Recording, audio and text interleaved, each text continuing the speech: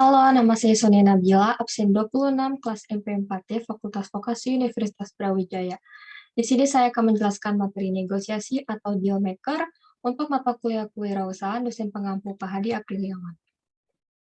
Yang pertama itu, pengertian negosiasi dapat diartikan sebuah proses yang dijalani sejumlah pihak yang melibatkan kegiatan tawar-menawar melalui metode perundingan dengan tujuan mencapai kesepakatan bersama. Dalam negosiasi itu sendiri, terdapat 5 hal penting yang harus dilakukan ketika melakukan negosiasi. Yang pertama, negosiasi merupakan pencapaian untuk kesepakatan bersama. Maka dari itu, ketika melakukan negosiasi, kita harus menjelaskan secara terinci dan penggunaan penjelasannya secara ilmiah.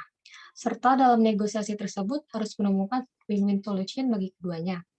Tak lupa, yang tidak kalah penting ketika melakukan proses deal dalam negosiasi, kita harus memperhatikan penampilan diri sendiri ketika melakukannya, seperti berpenampilan rapi, menarik, dan menciptakan suasana nyaman bagi keduanya.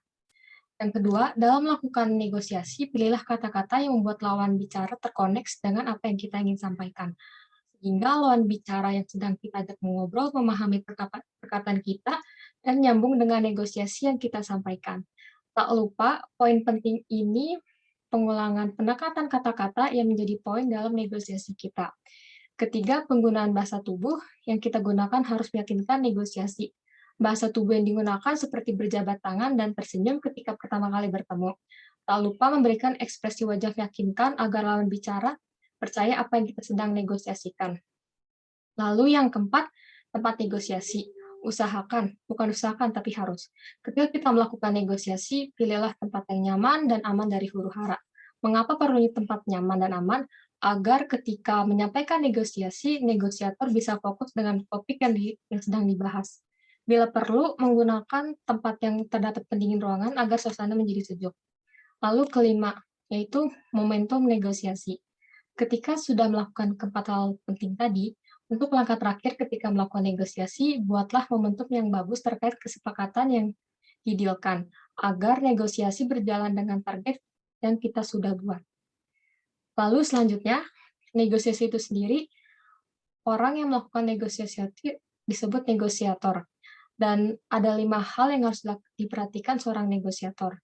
Yang pertama itu, orangnya harus cerdas, memiliki pengalaman yang mumpuni di bidangnya, dan memiliki wawasan luas mengenai negosiasi yang negosiator ingin sampaikan.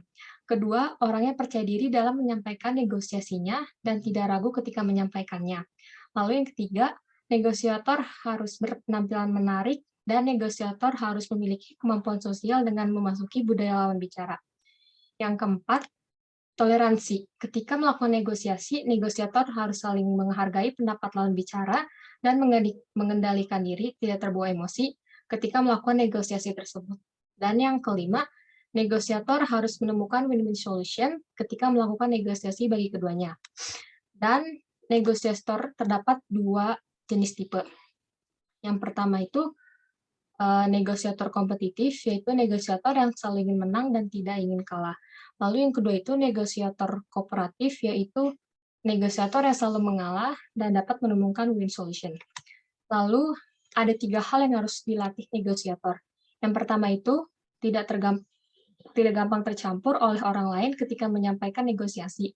Lalu yang kedua itu harus lihat lawan bicara apa interest atau tidak dengan topik yang sedang disampaikan. Lalu yang ketiga itu membuat beberapa opsi serta win-win solution dalam negosiasi itu. Dan terakhir, pada penjelasan ini yaitu closing.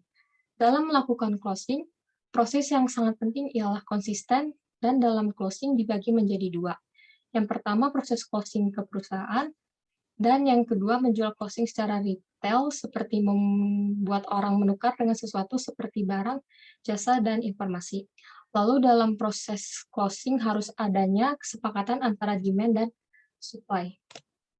Dan terakhir, ada 5 cara closing yang dapat dilakukan.